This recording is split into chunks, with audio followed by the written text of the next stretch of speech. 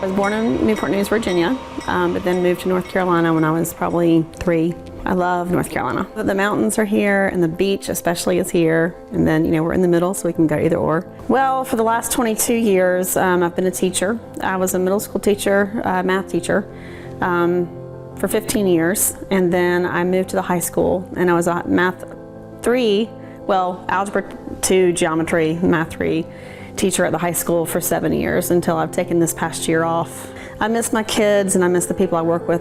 And I'm just one of those that I eat, live, and breathe my job. Right. So during the school year, I'm pretty much a wound up little stress ball. Met her in a local restaurant here in Apex. We've been married for almost 4 years, coming up, 3.5. She's a ball of fire. She's a lot of fun. She's perky. She's just always upbeat and positive in most situations. So that's what attracted me to her. He came along and I'm like, I think this is like my person. People talk about that and I'm like, okay, whatever. I didn't believe that. But when I met him after about 2 or 3 weeks, I'm like, I think I've met my person. Where do I start? He's very friendly. He's very caring. He's a good dad. He's very responsible. He loves me to death. He gets me inside and out. He gets me. As she's grown, she has always looked younger than her age. She's become a teacher and very serious at her teaching. She's always had an interest in people, always liked to help people, always seemed to enjoy somebody getting it. So I think the reward of seeing somebody get it has been something that's really been a blessing to her. And then when they don't get it, it's been a real frustration of how can I say it a different way? How can I convince or show them how to make this connection? I love helping kids learn the math, and I love just interacting with the kids, helping them solve the problems and understand why it works and how it works. So we grew up together when my dad and her mom were married. Very protective. And so we're about 6 years apart. So she was very protective of me because I was so much younger. She always was there to defend me. Regardless of anything that's ever happened, we've always been brother and sister, regardless.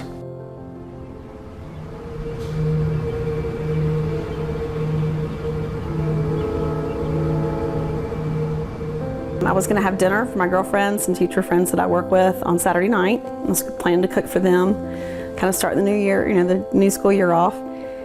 And we woke up, both Al and I woke up about, 6:30 Saturday morning.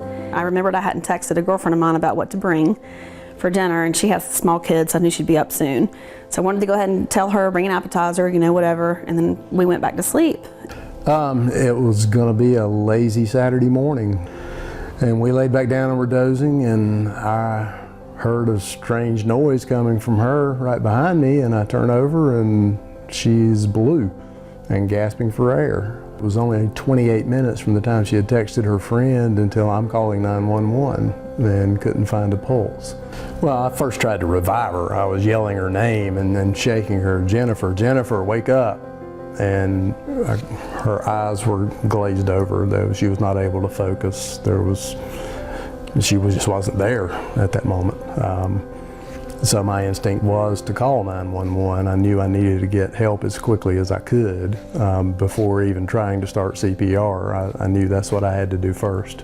Put it on speakerphone, and the operator was helping me through what to do. It started off as a seizure, unknown breathing status, and we initiated CPR. They knew exactly what needed to happen, and I remember from the class that you can't do CPR on a mattress. I needed to get her out of the bed, but they were telling me to do that as well. I was afraid I was going to break her, but I knew she needed it. I knew her heart was not beating. She needed to get some blood circulating. So I started compressions the way they had taught us in the class. I found the center of her chest and I started pressing there.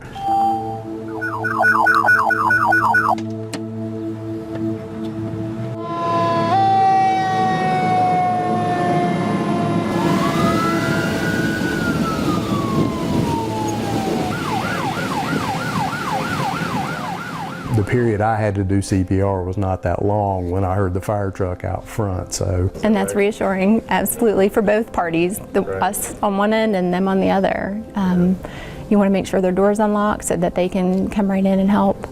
so I better go open the door because I know they would have kicked it in, but that would have been fine. She was lying on the floor, checked for a pulse, and there was none. Started getting on the chest, doing compressions. They started some very high quality CPR. We radioed in that, it was upgraded to a code and that CPR was in progress. On their arrival, they went in, advised they had a working code. We worked her for quite a few minutes, shocked her numerous times. You feel helpless in that moment. All I could do was pray. I started praying, and you're just watching all this activity with 5 people, 6 people in their coordinated effort, and you feel helpless in that moment. A lot of prayers were going up as we were working the code, of course. And just all of us said, way too young for this. We defibrillated twice. We did not have a successful defibrillation. But every time you see that AED fire and then see them go back to chest compressions, that's unnerving. On our next rhythm check, she was still in VFib, so at that point we decided to change the vector of the defibrillation pads. The change of vector, I believe, was what helped get her successfully back for return to spontaneous circulation. And I remember it was probably the 5th time that they shocked her. I remember someone saying, "That looks like a rhythm." And that was a glimmer of hope, and then her heart was beating again. We just monitored, checked her blood pressure, made sure we didn't need to give any pressins to get her blood pressure up, monitored her, got her onto our board, took her out to the truck, and transported to Rex. I got a phone call from my dad, and my dad said Jennifer had a heart attack. And then he told me that they had done CPR and that she was at the hospital and that it didn't look good. She's unconscious, she's at the hospital, they're working on her now. Unresponsive, unconscious, unable to respond to any stimulus or respond to her name or ask her to squeeze your hand, nothing. My background, I knew that CPR meant things went really wrong, and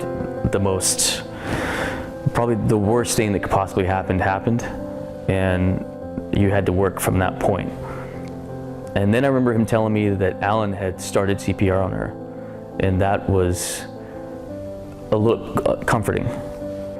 It was dark, cloudy dark, and that's kind of how I'm feeling right now, under a dark cloud. And I do remember just thinking to myself, well, Lord, if you're on the other side of these clouds, and I know you are, we really need a miracle right now.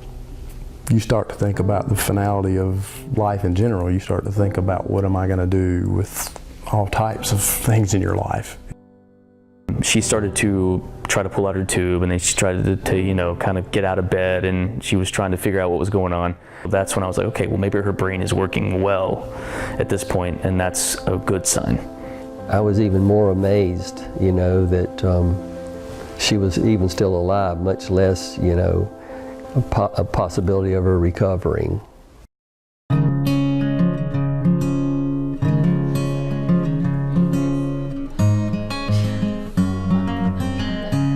I don't remember anything about the event. I do remember being in the hospital and just everybody just pouring out their love, and just so many people coming to the hospital and being present. That was a little overwhelming, just knowing how many people really just loved you. You don't really realize how many people really just love you and care so much. First night, I think my mom stayed with me, and I still wasn't real lucid yet. But then the second night, or third night, I can't remember, Liz had come to stay with me, and she's my sister. I think that's when it really kind of hit, oh, you could have died. God had his hand in this for us, I know. I think back, she was a teacher, had the summer off. There were 10 nights she stayed down at the beach by herself last summer. Had it been one of those nights, that would have been the end. So there would have been no one to respond. My takeaway is just how grateful I am.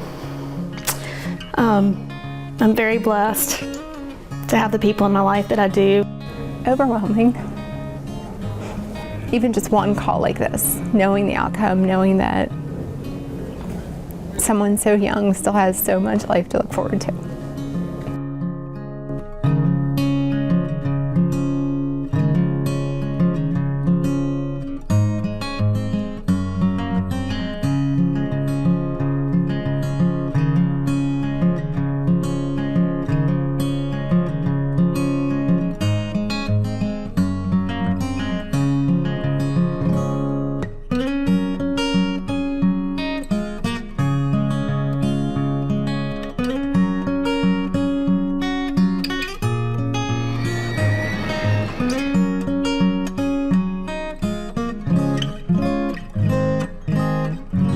it's really strengthened my faith even more with all this happening. And He's not done with me yet. So I'm like, all right, Lord, what do you want me to do?